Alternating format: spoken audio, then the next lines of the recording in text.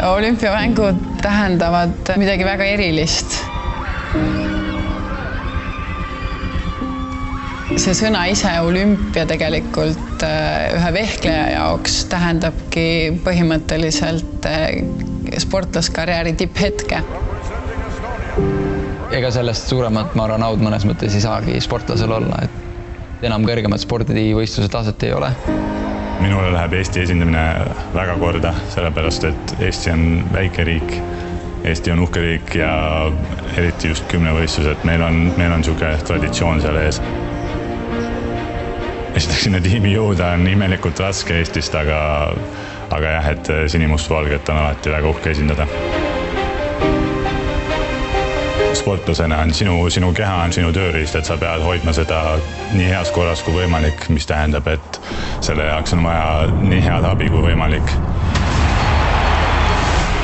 Sealhulgas on massöörid, kiropraktikud, arstid, toitumisnõustaja, isegi nii kaugele, kui hea matrats peab olema, et hea uni oleks.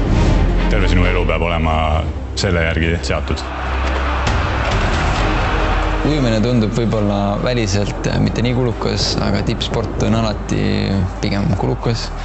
Eriti Eestis, kui tahta seda väga kõrgel tasemel teha, et näiteks minu treeningtunnid basseinis nädalas on circa 20 tundi ja ütleme selline hea basseini renditunni hind on kuskil 100 €. Et ehk see siis summa summarum läheb päris kiiresti päris suureks.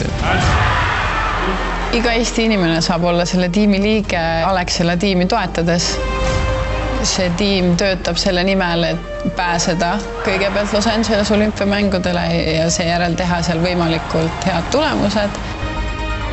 Selle lisatoetuse eest saaksin täita kogu enda eesmärgid, nii-öelda siis just ettevalmistuse osas. Minu jaoks ongi kõige olulisem see, et kui ma lähen tiitlivõistlusele vastu, siis minu eesmärk on, et kõik oleks tehtud, mu enesekindlus oleks kõrge ja õige tulemus nii sünnibki. Tiim Alexela minu jaoks tähendab ainult seda, et see meeskond läheb ainult suuremaks. Kõik saavad tunda natuke seda ilu ja valu, mis on tippsport. Mul on super hea meel, et olete toetanud meie sportlaste teekonda. Te aitate meil oma unistuste poole püüelda. Suur aitäh teile! Minu siiras tänu kõigile, kes otsustavad mind sel teekonnal aidata. Minu, sinu, meie ühine unistus.